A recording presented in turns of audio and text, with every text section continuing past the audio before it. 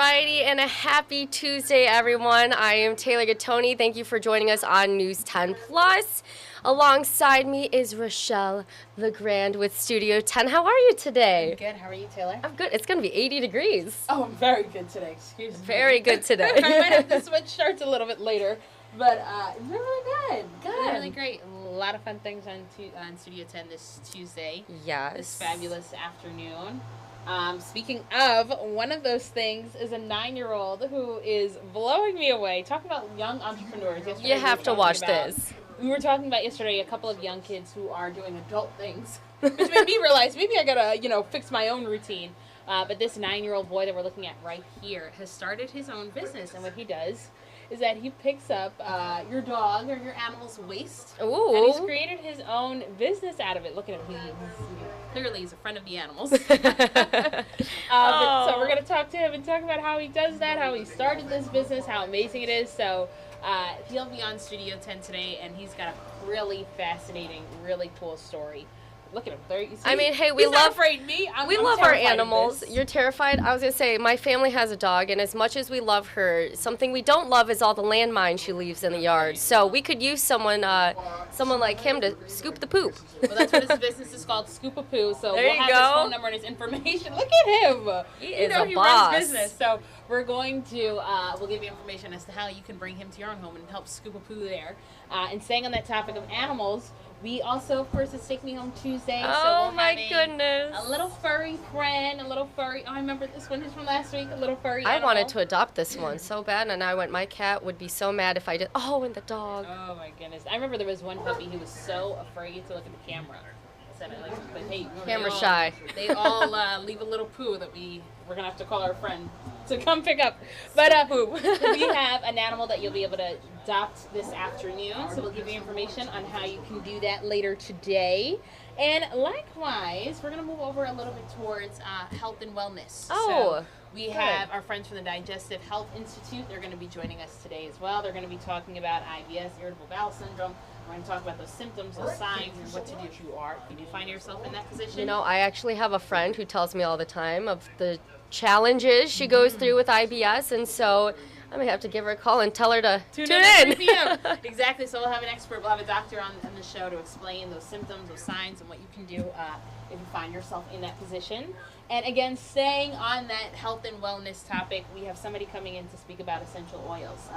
It is mental That's been health. on the rise. Yeah, it has. So, mental health awareness is also, a theme for this month, but we're talking about those different natural remedies that you can have and that you can use if you're going through depression, or if you have something a little bit more mild like having a migraine, and how you can opt for those types of remedies as well.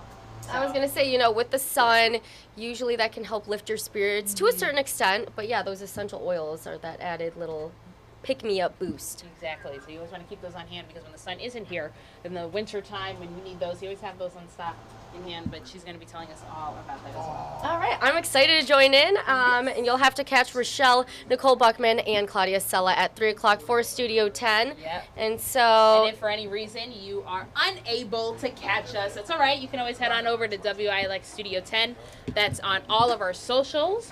And subscribe to our YouTube page, so this way you can always rewatch any and every segment it is that we have. So, I'll see you later.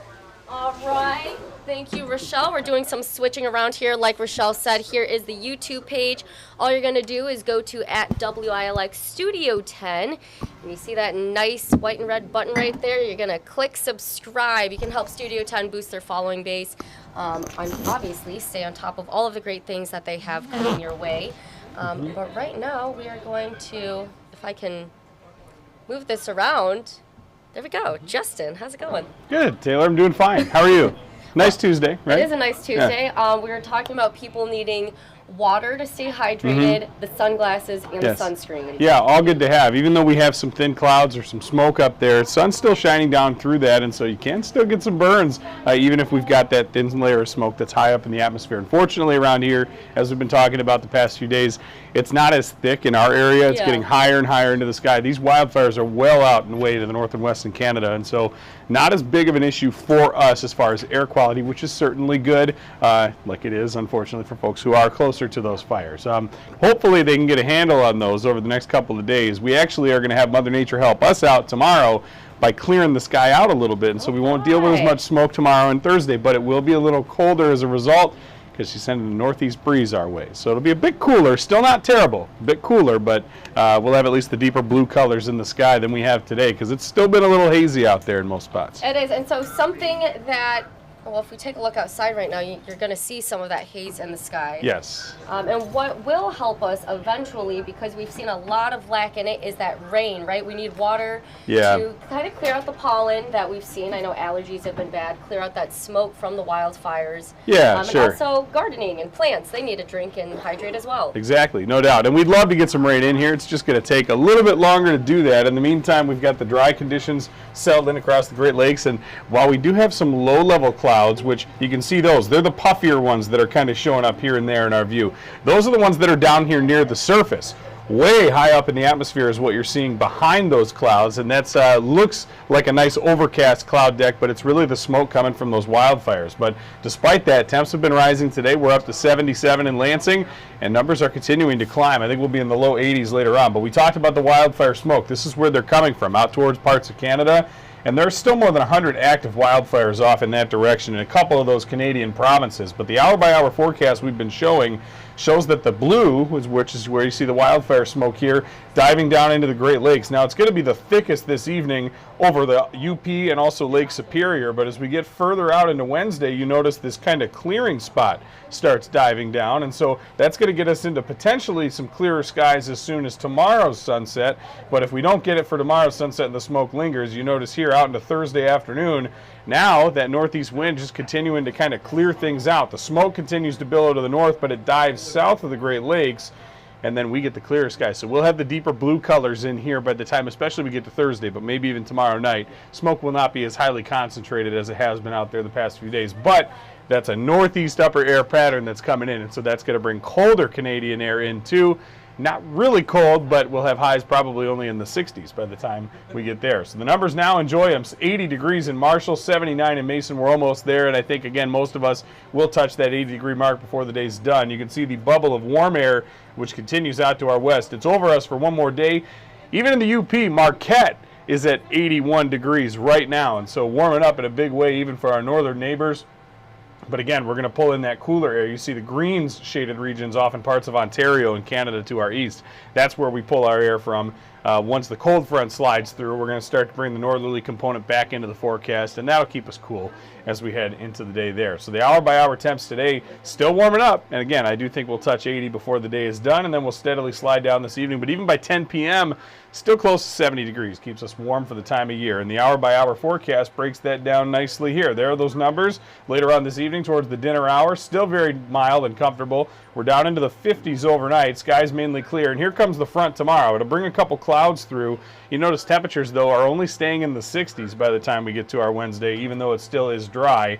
However, that's going to be a short-lived cool down for the middle of the week. In fact, we're warming up in a big way headed towards not only the holiday weekend upcoming, but out into the end of the month and the start of June. Above average temperatures expected across the Great Lakes, and we are still staying dry more often than not as well in that forecast. And so those are two things we're going to contend with even more moving forward. So the 10-day forecast here is going to show those cooler days after today's high of 82. And then the numbers warm up. Heading out into the weekend, things look pretty good. And by Sunday, we're back in the 80s. Memorial Day itself, Monday, 84, mostly sunny.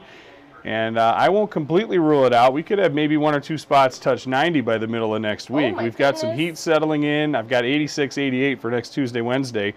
And then finally, we get some rain to move into the 10-day. It doesn't happen until next Thursday. It's 10 days out. And by the way, that's June next Thursday, by the way. And so it's possible here we could go the rest of the month very well without seeing any rain. And we haven't had rain in a couple of days. And so this dry forecast we've been kind of touting and talking about is going to continue to dominate. Lots of sunshine, which is great. It's pleasant, but like we were talking about, Taylor, we're going to need the water at some point. And if we don't get it until next Thursday, I mean, that's not boding very well for us, especially if it follows on the heels of days where we're baking in the upper 80s to near 90. And so that won't be great, but you know what? We have some very pleasant conditions this week. And then for the holiday weekend, folks traveling both here and anywhere around the state or even the Great Lakes for that matter, looks like a beautiful holiday weekend for anyone looking to kick back, relax, get started on their unofficial start to summer. We've got a great forecast for it. And so it's really, really tough to beat. I can't think of a recent stretch, we were talking about it last night, where we didn't have rain on at least one of those days on Memorial Day, or cooler weather to kick off. Perfect. Yeah, to kick off the summer. And this is one of the better ones I think we've had in, my goodness, at least several years, at least half a decade as far back as I can remember since I've worked here. We've always had at least one day which is a little worse than the rest. We've had some good holiday weekends, but there's always seems to be one day in there that's not great.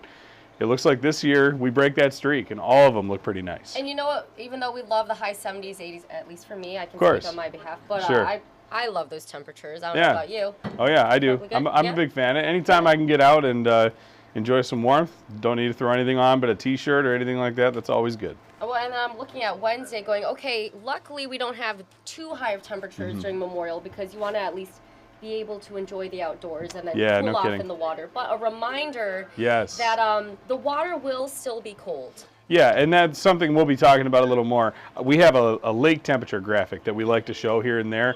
I'm going to be planning on showing that tomorrow ahead of folks getting ready for maybe a long extended weekend, because the water, as we've been mentioning, still a little chilly. Even though the weather's been very pleasant, sunny, and nice, it takes a lot longer for the Great Lakes especially to warm up. Inland lakes are a little quicker, but definitely the big bodies of water. If you plan on heading to Lake Michigan, anything like that, Lake Huron, even if you're going to Superior, any time of year it's cold. Even in the summer, it could be pretty chilly up there. So any of the big lakes, you want to just be mindful of that, be careful. Even the inland ones are taking a little longer. So folks who are out kayaking, even anything like that, you never plan to fall in the water, but if you do, it is still really cold. So make sure you're being smart, safe, life jackets, everything else you need.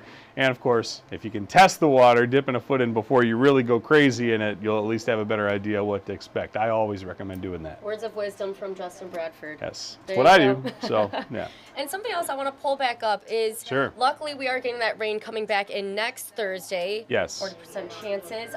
Still 85 degrees though. That's still high. Yeah, it's still pretty warm. And the average high this time of year is still low 70s. It's mid 70s by the end of this 10-day forecast, like 76 by next Thursday. All right. So, I mean, we're getting into that time of year where we're going to start seeing 80s more frequently, especially as we dive into June next week. That tends to be something that comes in a more common way, kind of like today. We'll touch 80 degrees before the day's done. But we can also certainly in May still get 60s. And so we're pretty spoiled with the numbers here, to be honest. Even Wednesday, Thursday, the cool down still being those numbers is pretty good. The one thing is that, again, a couple of the mornings, particularly Thursday morning, maybe even Friday morning, those will be a little chilly, starting in the upper 30s to near 40 degrees. So you want those layers for that, but it's one of those things where you are wearing layers in the morning, by the afternoon you're not. So I mean, it's just kind of that time of year, and you certainly won't need the layers next week unless you're going swimming or something, hanging out by the pool. You don't need the layers at all. So we'll have nice warm weather settling in for that. Unofficial start to summer is what everyone calls it,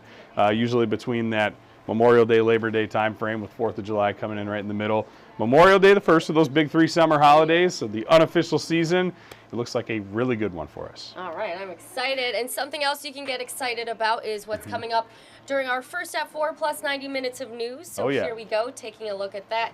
Today on First at 4, we will be bringing in a fire marshal from the Meridian Township. We'll be sitting down with him for our Mid-Michigan Matters interview segment today, talking about, well, fire safety during Memorial Day weekend. I know, Justin, we were talking earlier, another reason you really want that rain coming into the area. We're talking about the wildfire smoke, a lot of dry air and dry ground around us. So when you have fire, like your grills that you'll be turning on this weekend for those burgers, brats, hot dogs, ooh, we're hungry. I know, everything. And then also for the fireworks, if you have any sparklers or anything like that, that can really pose a threat or danger to the nature around you. Definitely. Yeah, so just make sure you're staying safe with that. Tune in First at 4. News 10 at 5, we'll be having the Clean Energy meeting in Lansing, so talk about what's going on with that. News 10 at 5:30, Jaden's Law. We'll let you know what that means, so a little insight into it. House Bill 4797 and House Bill 4796 would allow students to be treated with marijuana-infused products and CBD products during school. So that's what Jaden's Law, a little insight into that. We'll tell you more coming up in News 10 at 5:30. And then News 10 at 6, anti-crime bills presser. So a little recap, and again, what's being touched on coming up on there as well. But we do have a few reporters who want to give you insight on what they're working on today. So without further ado, I'm going to turn it to them. Thanks, Taylor. If you're a parent, you've probably noticed it's hard to find affordable child care services or a center that has staff. Coming up on News 10 at 5, the state of Michigan has a way to help families and providers. Over to you, Riley. Thanks, Tanaya. This morning, the Surgeon General is saying that social media can be bad for kids. I'm Riley Connell, and I'm talking to experts and people in the community about what they think about this announcement and how they deal with social media in their own lives. I'll tell you more about this story coming up at News 10 at 6. Taylor, back to you at the desk. All right. Thank you, Tanaya and Riley. We'll make sure that we tune in. We'll Yeah. be there. Yeah, you got to see it. It's going to be good. All right. Thank you all for joining, and have a happy Tuesday. All right. Yeah.